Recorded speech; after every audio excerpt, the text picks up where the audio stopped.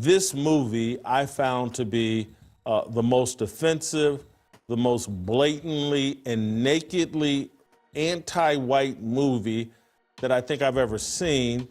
And I'm looking at young people eat it up, particularly young Black Americans, and I'm looking at box office sales that are really strong that will be enticing to movie makers like, oh, maybe I can make a movie like Sinners. If you ever want a contrarian take, go to Jason Whitlock. I just want to counteract what Jason Whitlock said. I felt as if he went to the movies just to on it because it got all this hype. It's doing very well, killing in the box office. It's an original script. Ryan Coogler has an amazing deal that I think only Tarantino has, and now he has it.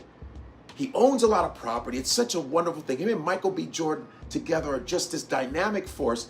And I think he went there just to on it. A man who has checked Whitlock time and time again, Godfrey, didn't understand where Whitlock was coming from in his analysis of the movie Sinners. I know you probably haven't seen as many Black movies as I have. I've seen a lot because I'm interested in what Hollywood is targeting at young Black people, and it's just my sensibilities.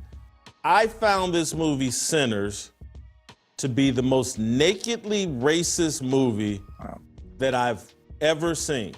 That's my takeaway, and it's akin to Birth of a Nation. And we've listened to Black people and Black historians talk about the evilness of Birth of a Nation and what it did and blah, blah, blah, and I don't disagree with them. It was programming and propaganda.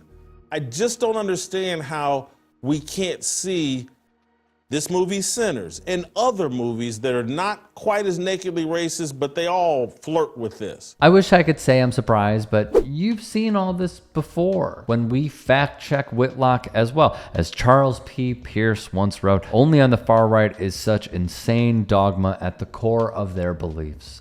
Amen. First of all, what the does that mean? Nakedly. Is it openly racist? How was it racist though?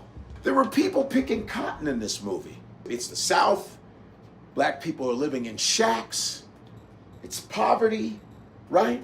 It's still racism. It's Klan symbolism. It's Jim Crow. It's lynching. It's where is the racist part?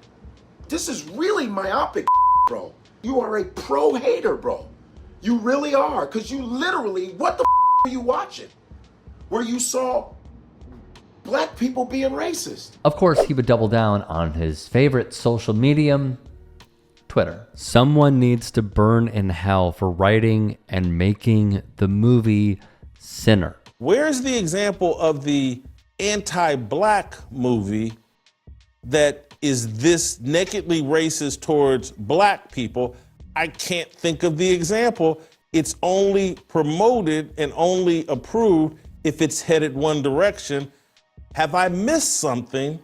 And have you seen maybe other, the movie that they did with Ada DuVernay and the Central Park 5 on Netflix, it's pretty nakedly racist because it's telling a lie about the Central Park 5 if you've actually watched them confess to their crimes. Wait a minute, Jason Whitlock really thinks the Central Park 5 did it? Quite a revelation. Is he for real on this? Or is he just signaling to his loyalists? Because that is an insane take, especially from someone who claims to be a journalist. The New York State Bar Association even wrote of the tactics police used to coerce confessions from the five, which included techniques such as physical force, aggressive questioning, shouting, threats, and lies. Whitlock also clearly does not care about evidence, where there was no DNA from the boys found on the person or the scene of the crime. He must also point to, if anyone had to guess, a pro-Black conspiracy theory that Matthias Reyes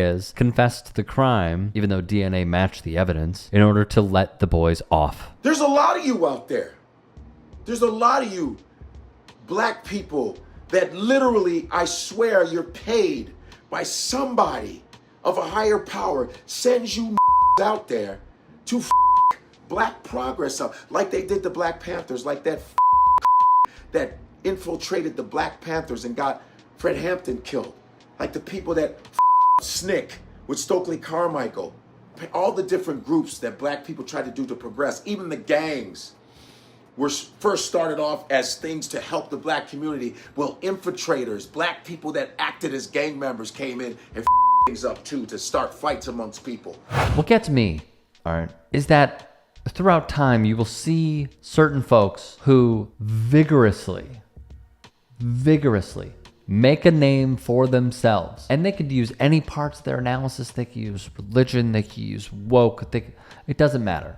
It doesn't matter. Those are all signals to the base that I know what I'm talking about. When really, what it is, it goes back to being the contrarian, but it is, and we've seen this throughout time, the contrarian of your own race. And these people do very, very well. They are financially stable. Jason Whitlock, being the anti-black guy, is going to help him long term because there will always be room for this. Always. Without fail. And he's going to keep doing it over and over and over again. He said, racism only affects the poor. LeBron James is too rich to be affected by racism. That was after someone sprayed the N-word on LeBron James's property in California. I believe he was still with the Cavs, or maybe he was with the Heat at the time. Then he said that the reason Tyree Nichols was murdered by the police was because of single black mothers. That is what he said.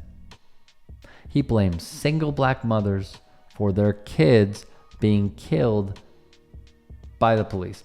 Instead of, and he said this on Tucker Carlson's show, no longer in session on Fox News, though he did host Tucker Carlson at one of his live shows, which was pathetic, to say the least. He has had these takes throughout time over and over and over and over and over again.